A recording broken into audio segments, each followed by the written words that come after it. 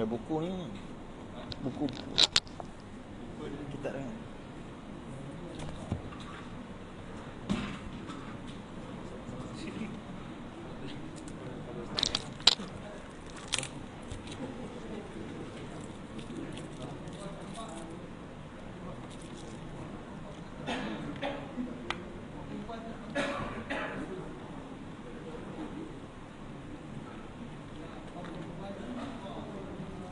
Tak nampak apa.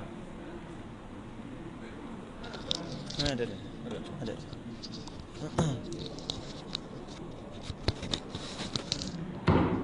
Tak apa, saya tarik tengah.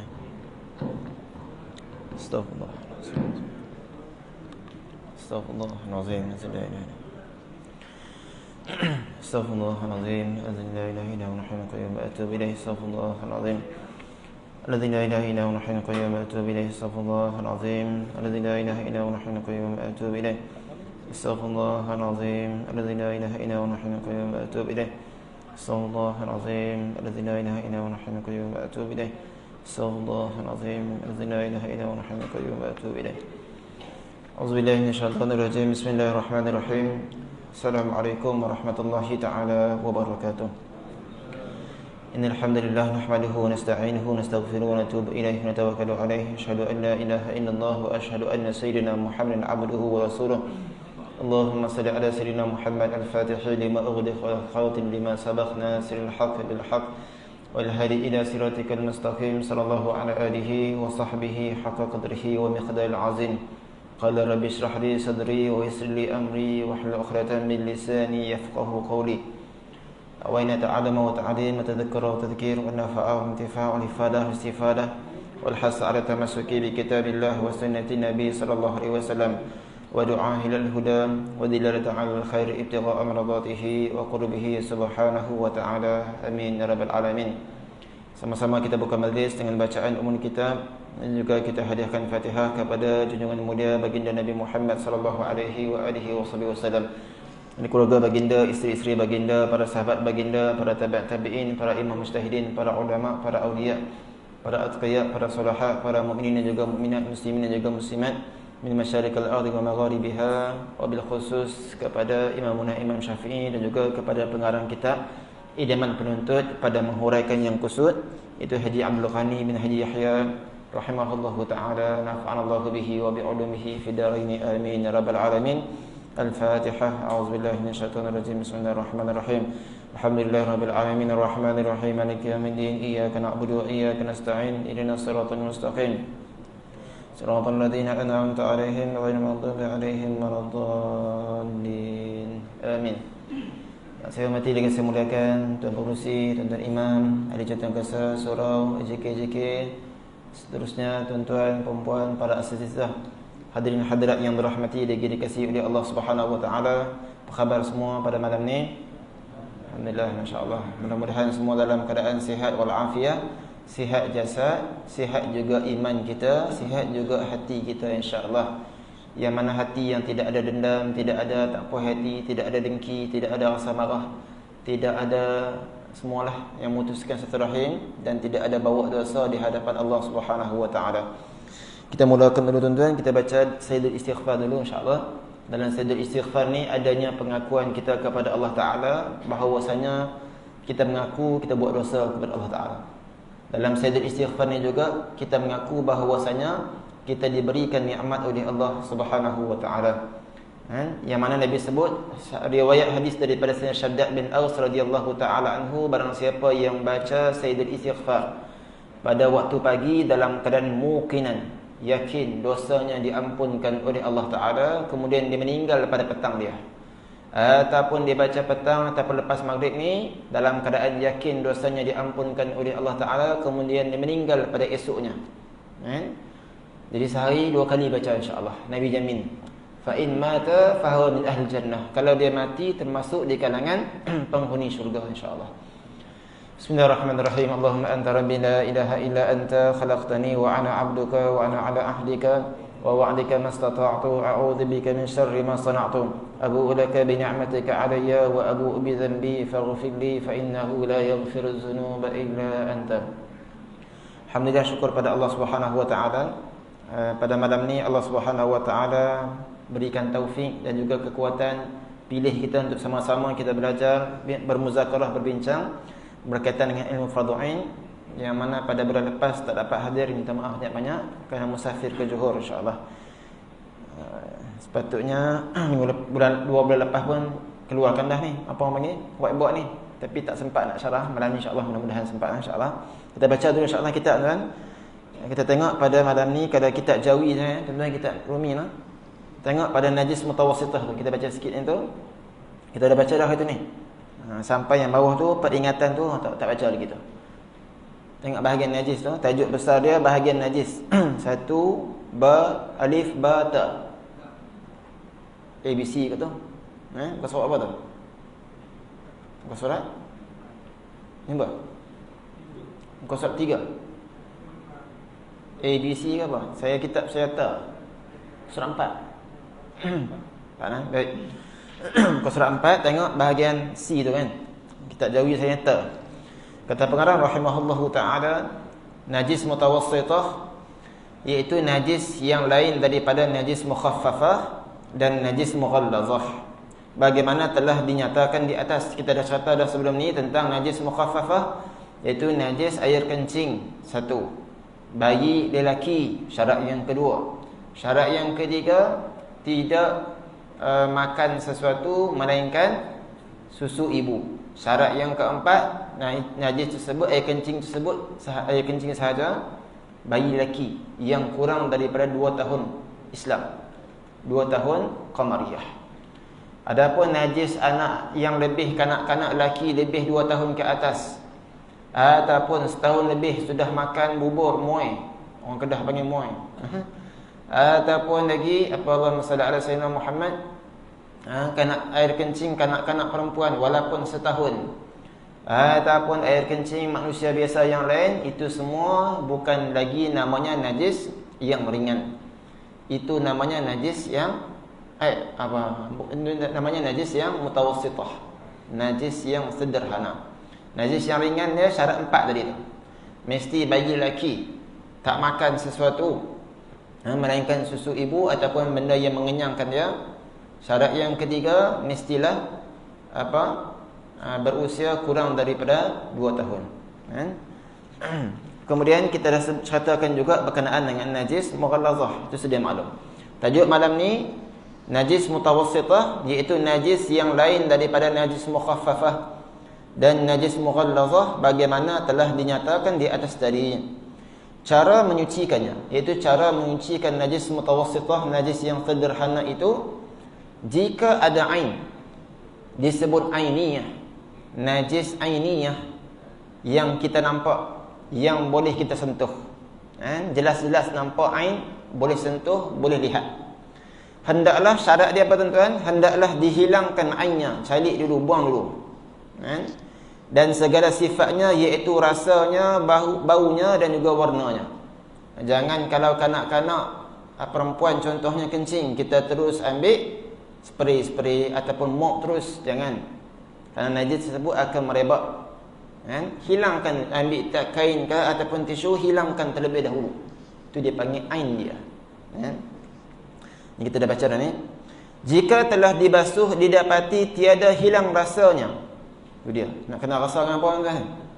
Tengok di sini. Seperti mana pahit. Ni tak ada lah orang buat ni. Rasa dengan lidah kan? Ataupun kasar. Dalam kitab tu Rumi tulis apa? Kasar juga. Bahasa apa? Kita kasar juga. Sama. Kasar ni apa tuan-tuan?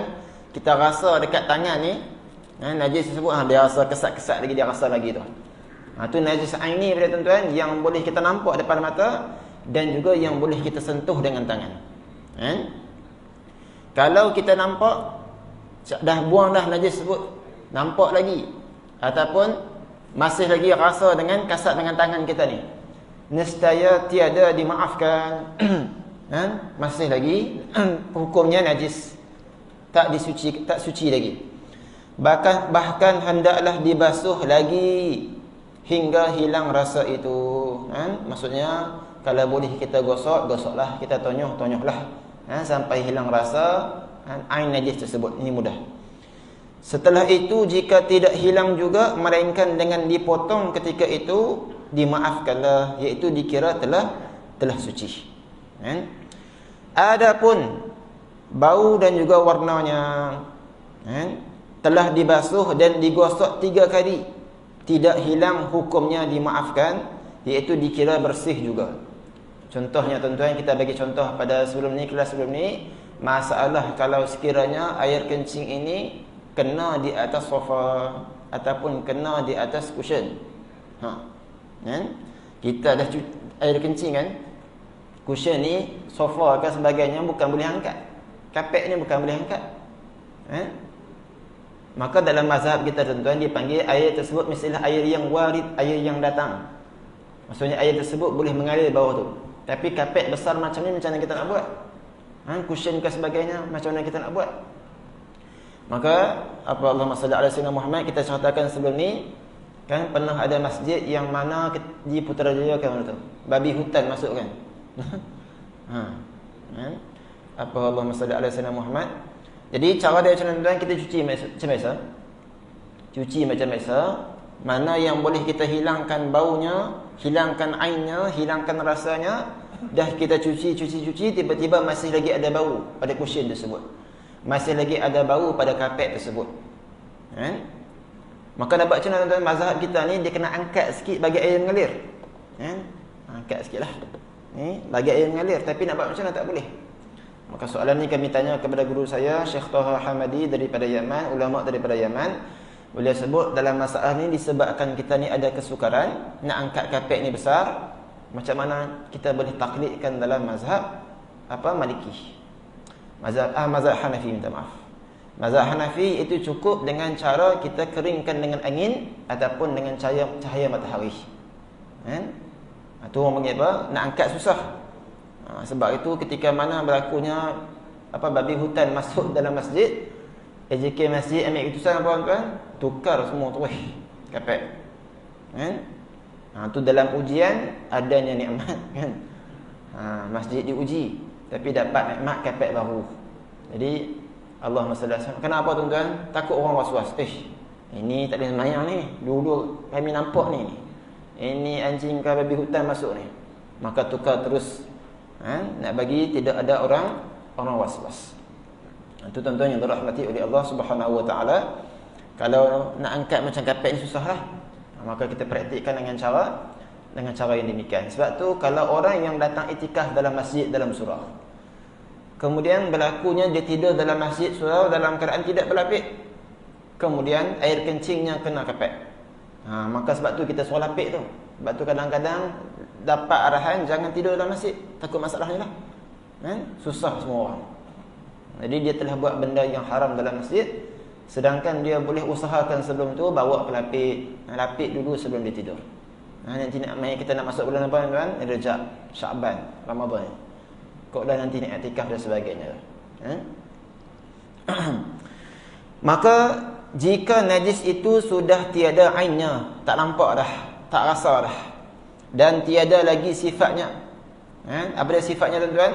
Tidak ada lagi baunya, tidak ada lagi warnanya, maka disebut sebagai najis hukmiyah. Apa maksud najis hukmiyah? Najis tersebut tidak nampak dan tidak boleh disentuh lagi, tapi tempat di situ masih lagi ada najis. Seperti nampak, bagi contoh lagi. Bil misal yattadih maqal. Dengan contoh ini dapat kita faham lagi. Seperti air kencing yang sudah kering pada kain dan hilang sifat-sifatnya. Kena air kencing pada pakaian kita ni, dan kita pun tak nampak dah, warna dia pun tak nampak dah, bau pun tak nampak dah. Memadailah dengan dicucurkan air pada tempat yang kena najis itu. Baik tuan-tuan yang dirahmati oleh Allah Subhanahu wa taala, kalau kita ingat lagi perbahasan soalan yang ditanya berkenaan dengan hukum basuh menggunakan mesin padi. Saya bagi mesin basuh. Mesin basuh dengan guna mesin padi pula. Mesin basuh. Mesin basuh ni apa, Allahumma salli ala sayyidina Muhammad, di antaranya dalam kitab Taqratus Sadidah, kitab yang moden ni tuan-tuan, kitab fiqh ni, dia bahagikanlah kalau sekiranya jenis mesin basuh fully fully automatic kan. Jenis bubuh baju semua tu. Kemudian kita bubuh sabun on. 45 minit, sejam kita ambil baju kita ni. Apa hukum dalam mesin basuh tersebut adanya air kencing contohnya dalam masalah ni contohnya. Adakah semua dikira semua sudah menajiskan? Dah ada kesan air kencing pada baju, kemudian kita campurkan dengan baju-baju yang lain. Adakah semua jadi mutanajis semua tuan-tuan? Jadi ataupun tidak, kalau mesin basuh jenis fully ni, tuan-tuan dah pakai semi tak? Semi tu bubuh air dulu, bubuh sabun, habis step yang pertama wash, ambil pula. Lepas tu kemudian apa? Step yang kedua spin pula. Tu panggil apa? Semi. Tuan-tuan pakai mana tuan? Fully ke OT? OT pula. Fully ke semi? Kebanyakan fully lah kan. Kebanyakan lah, mungkin jarang lah ada semi ni. Semi tu yang kita nak kena buat banyak kali tu. Jadi kalaulah mesin basuh jenisnya semi fully ni, tak ada masalah. Sebab dalamnya dia ada sistem air turbo ke, air yang warid dipanggil. Dalam fiqh dipanggil apa? Air yang mendatang. Kalau sekiranya contoh pakaian yang kena air kencing tersebut, kita rendamkan, kita letakkan besen, kemudian kita masukkan air. Kemudian kita ambil kain, celup. Karaci. Ni tak boleh, tak sah. Kenapa tuan-tuan tak sah? Sebab air tersebut tidak mendatang. Dia tak warid, tak wurudul ma' ala najasah. Macam mana tuan-tuan cara dia? Sekarang ni kita ada paip, senang alhamdulillah. Kita buka paip, kemudian kain tersebut, air duduk atas, baju duduk bawah. Sama juga dalam masalah mesin basuh fully automatic ni tuan-tuan. Lepas mana dia putar, dush air masuk daripada atas pada bawah pada.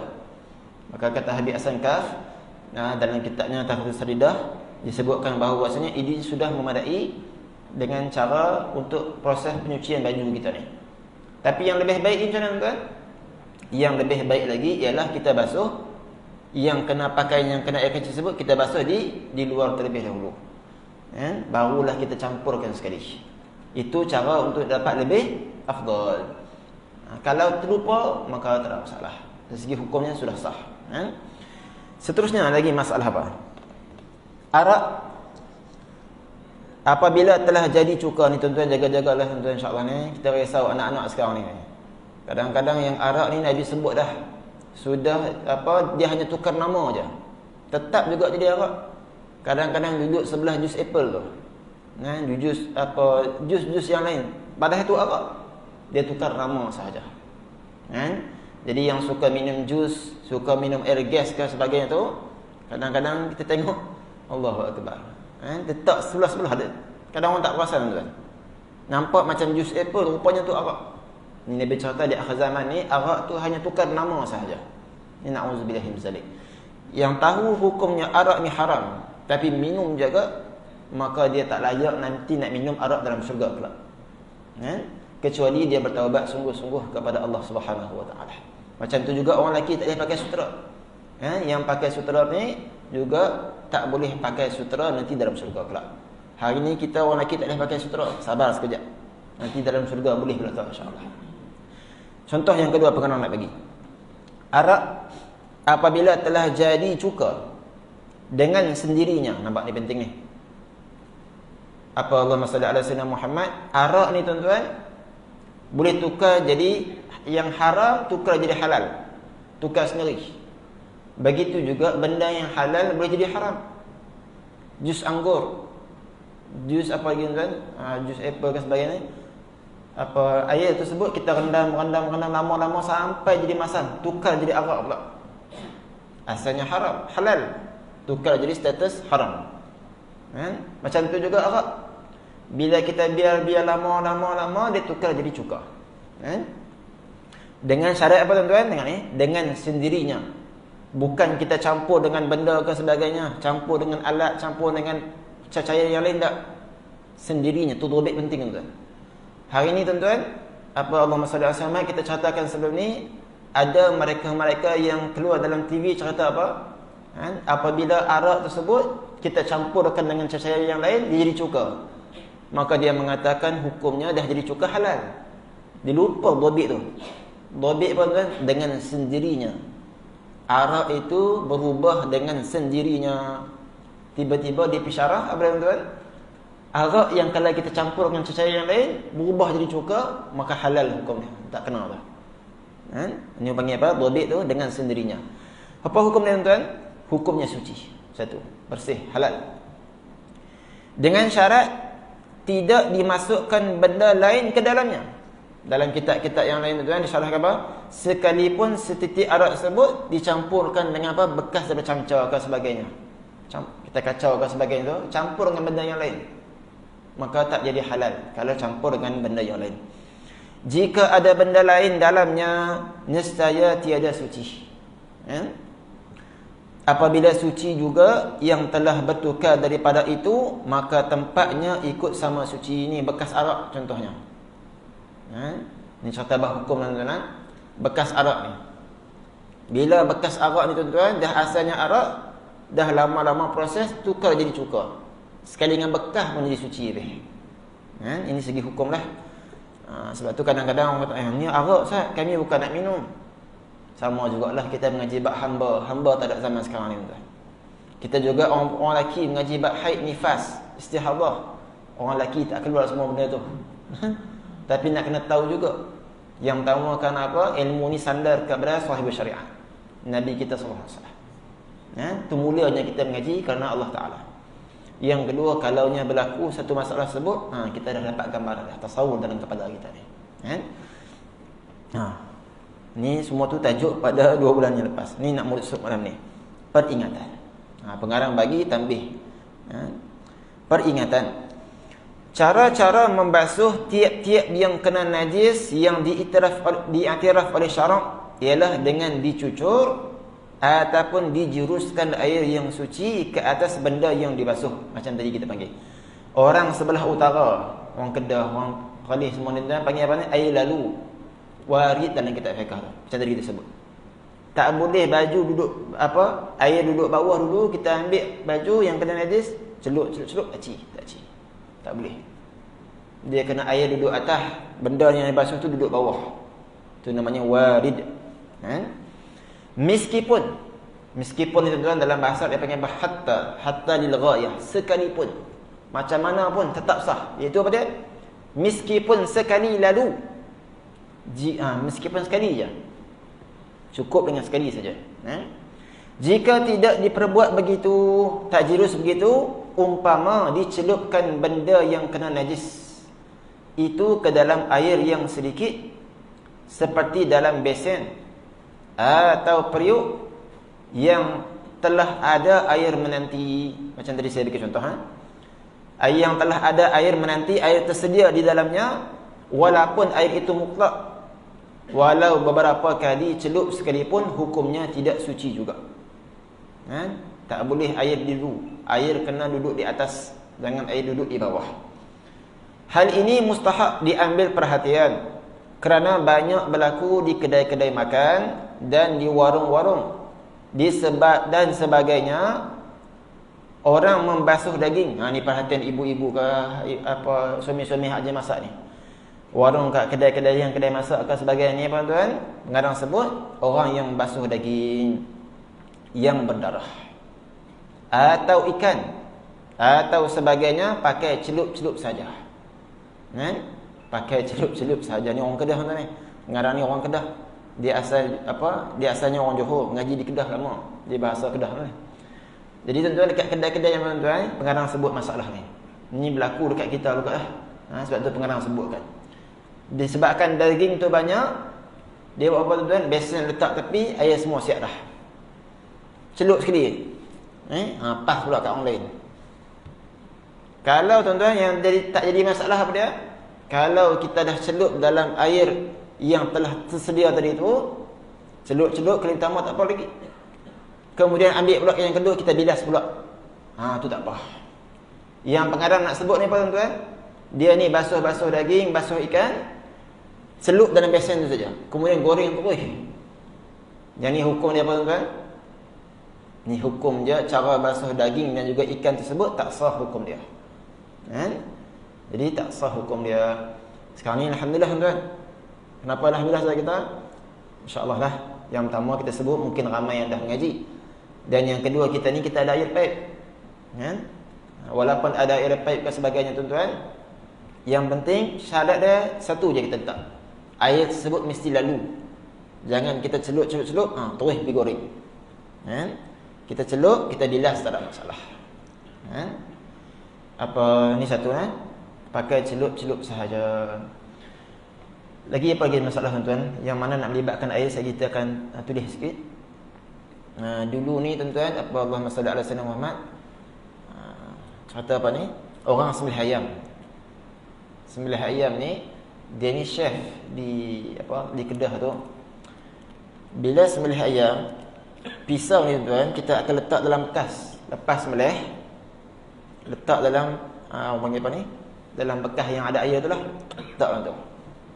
Jadi nak sembelih pula ayam yang kedua, dia pun ambil pisau ni dah kena ada air darah dalam tu. Dia pun sembelih pula pisau tadi tu. Dah dapat gambaran tu? Sekali nak. Yang pertama lepas dia sembelih ayam, pisau ni dicelupkan dalam bekas macam tu. Mai pula ayam seekor lagi, dia pun ambil pisau yang sama, pun sembelih. Bismillah ya Allah akbar. Apa hukum dia tuan-tuan kalau macam tu? Boleh ke tak? Boleh ataupun tidak?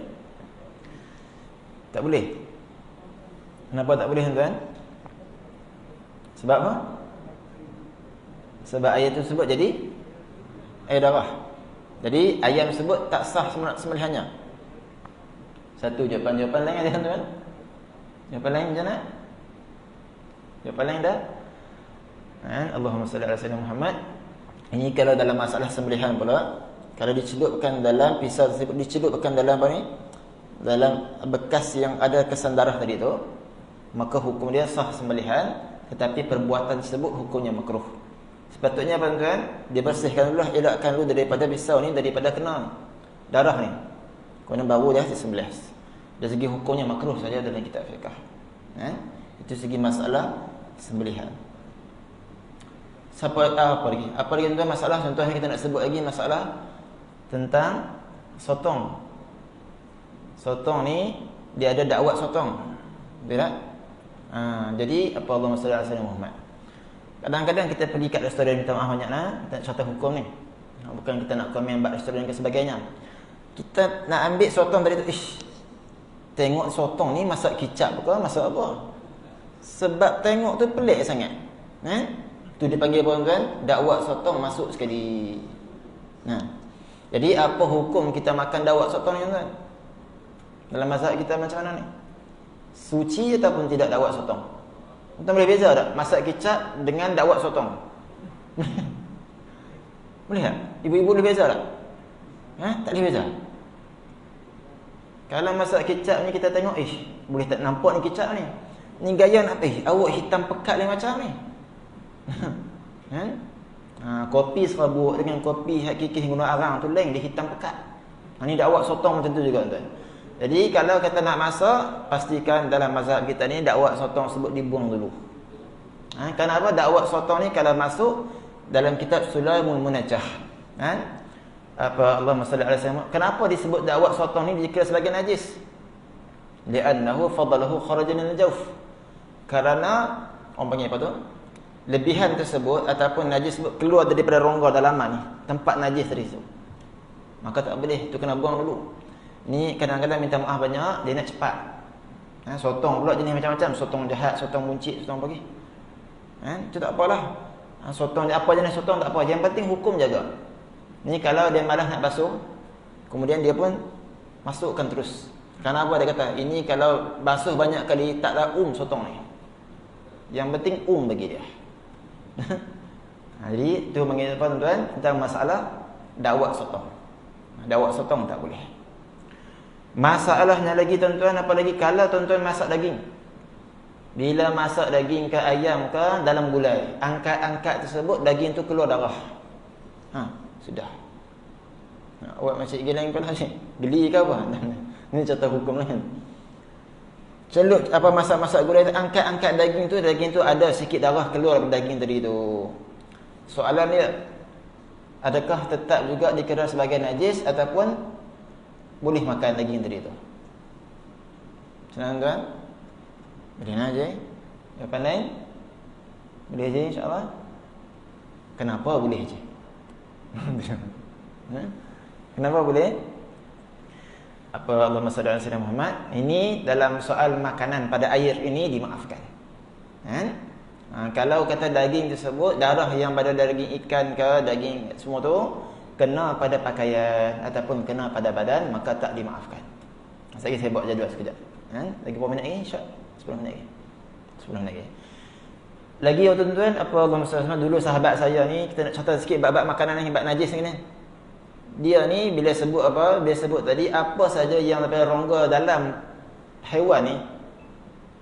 Kalau tak dibuang macam dawat sotong tadi dikira najis. Maka dia pun dengar-dengar macam tu tuan-tuan, ikan bilis. Dia ambil duk perisi tu. Buat apa ni? Saja nak perisi. Tu kan ada hitam-hitam tu najis tu. Subhanallah. Tuan-tuan perisi tak tuan? Kau makan terus ya? Jadi kalau makan terus, takkah dinamakan makan najis tu? Kan perut ikan bilis tu ada perut najis tu kan? Macam mana tu? Ini kalau sekiranya jenis ikan yang kecil. Dobeknya tuan-tuan, ikan yang kecil tu dalam kitab sebut dia panggil besarnya 2 jari saja. Kalau besar kena buang perut lah. Saya dekat Mesir dulu mengaji ni, orang Arab ni depa buat ikan kering. Ikan kering tu ni orang panggil pili kan. Fili depa tu. Ikan pili depa ni tak buang dah perut. Ya Allahu akbar. Pasal apa tak buang? Ni fresh dia kata. Masya-Allah. Jadi makan ikan yang besar-besar tu, tak buang perut dah. Fresh dia kata, ni baru sedap. Masya-Allah. Sedap kamu lah, kami tak sedap lah. Jadi kalau sekiranya ikan bilis, ikan yang kecil saiz 2 jari ni tuan, dimaafkan. Kenapa? Yang pertama saiz dia kecil. Yang kedua apa? Kalau orang tu dia nak masak ikan bilis banyak-banyak, takkan nak persis sebiji kan? Sekor tu. Maka dia panggil apa? Sa'bun li ihtiras. Sukar kita nak buang macam tu. Maka hukumnya dimaafkan. Lagi soalan tu. Tentang lagi masalah tuan, tentang masalah orang panggil apa ni, kalau orang yang meniaga cakatiau ni kan, mereka akan gunakan telur ayam. Baik tuan-tuan yang dirahmati oleh Allah Subhanahu wa taala. Telur ayam tadi tu, kalau ada najis pada telur ayam, tak meniaga pula ada masak kat rumah ni lah. Ada najis pada telur ayam. Jadi apa tuan-tuan, hukum dia apa tu? Telur yang ada najis tu dia panggil apa? Mutanajjis.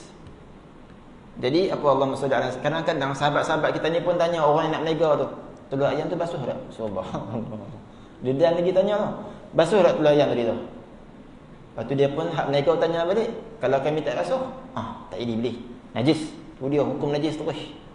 Yang pertama tuan-tuan, kita kena tahu dulu hukum kelembapan ni.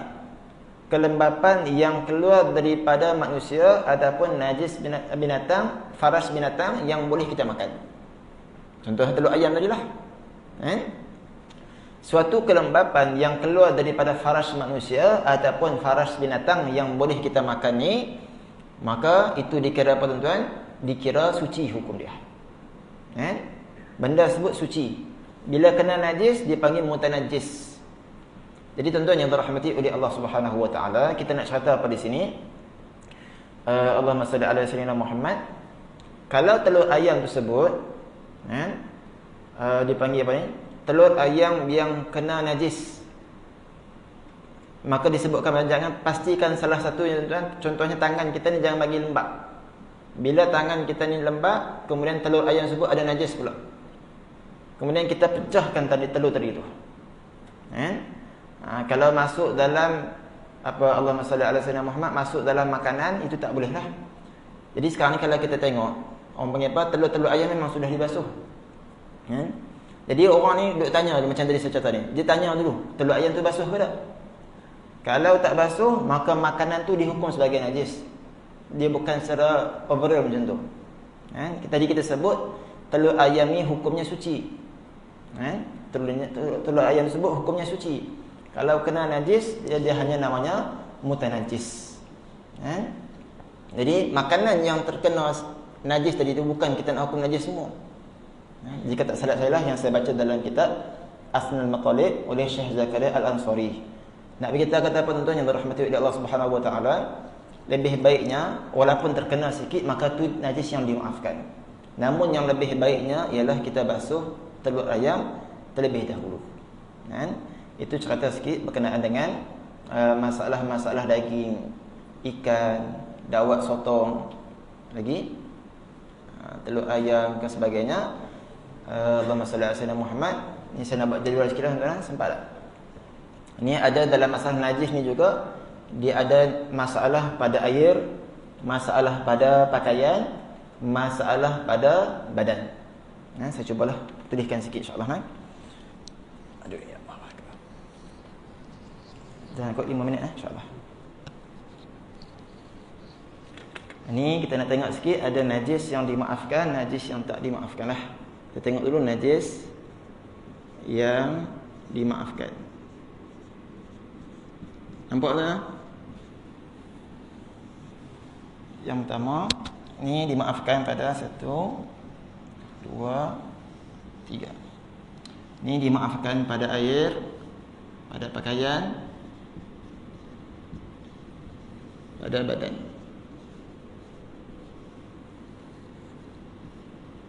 Contoh yang pertama tuan. Apa dia dipanggil? Haiwan yang darahnya tidak mengalir.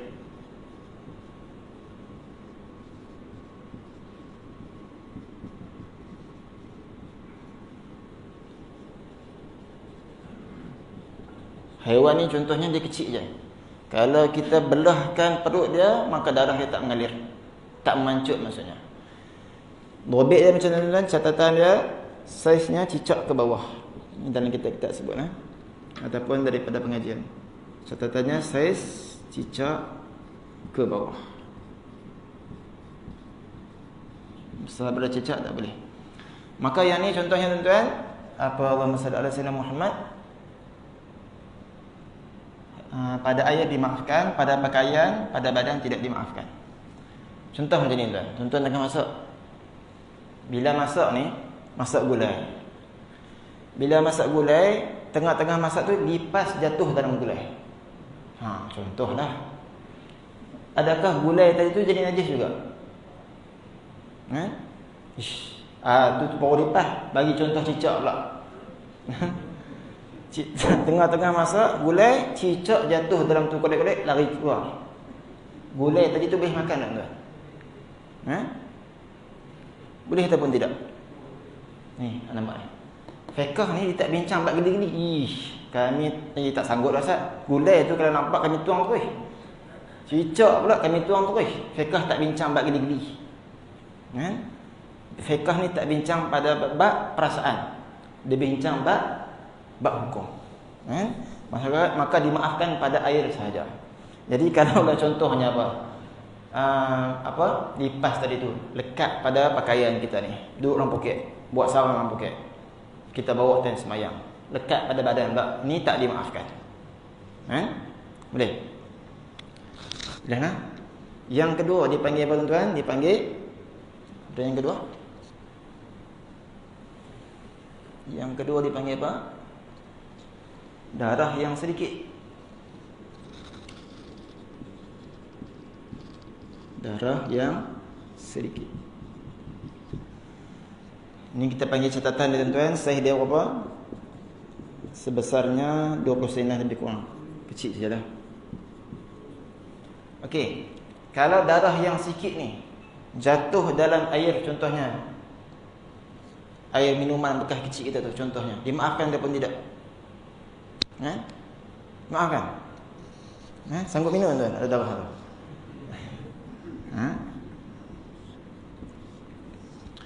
Dalam cawan kita ni ada darah. Darah kalau masuk dalam air tuan, air tu tukar. Kalau sekiranya air tu sedikit lah, maka dia bertukar, tak boleh lah.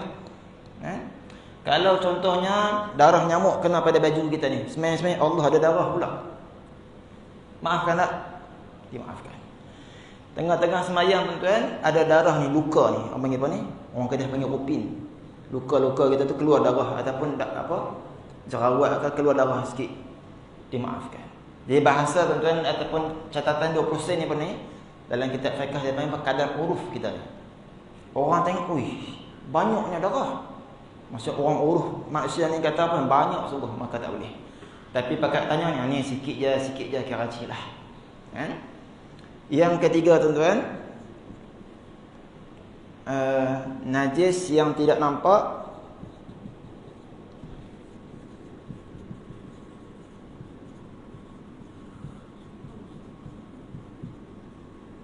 pada mata kasar manusia.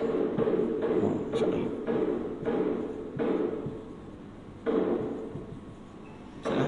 Nak azan ke nak? Nak habiskan sikit. Azan. Ada sikit habis. Okey.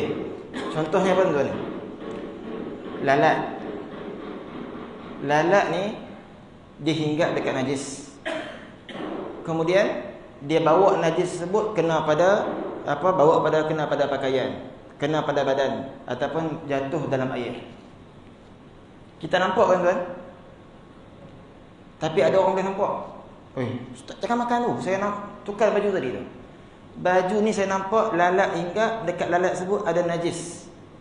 Mata seorang dia nampak. Iktibar tak tuan? Ni mata kasar maksudnya mata kita ni. Kalau mata dia power sangat tak iktibar. Dia iktibar mata kita yang biasa ni. Maka hukum dia apa tuan? Dimaafkan semua. Sebab apa tuan? Mata manusia biasa ni tak nampak. Kemudian kalau yang seterusnya yang keempat ni kita sebut apa ni? Yang tadi di antaranya lagi najis yang tidak dimaafkan. Yang tidak dimaafkan. Ini bagian lain lah.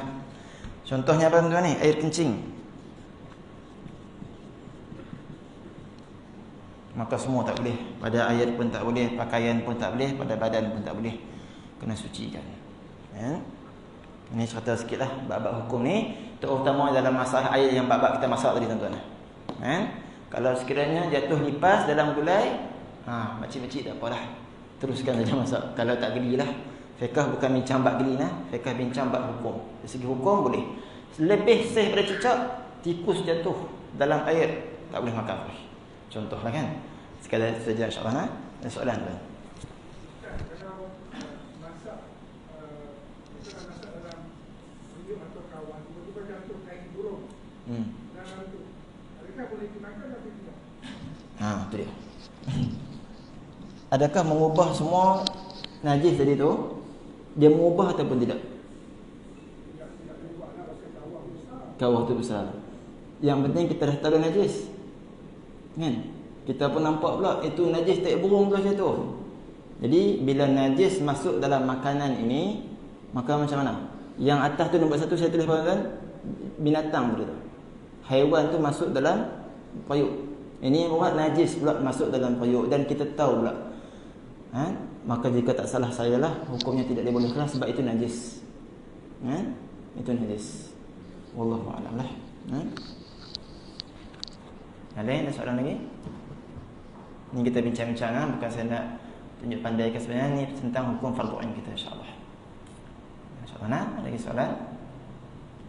Kalau saya salah minta maklum insya-Allah. Yang baik datang daripada Allah Taala, yang lemah kurang daripada saya sendiri. Bismillahirrahmanirrahim. Alhamdulillahirabbil alamin. Wassalatu wassalamu ala asyrafil anbiya'i wal mursalin wa ala alihi wa sahbihi ajma'in. Allahumma anfa'na bima 'allamtana wa zidna 'ilma. Rabbana taqabbal minna innaka antas samiul 'alim. Ya awwalal awwalin wa ya akhirul akhirin wa ya zal quwwatil matin wa ya rahimul masakin wa ya arhamar rahimin wa ya arhamar rahimin wa ya arhamar rahimin.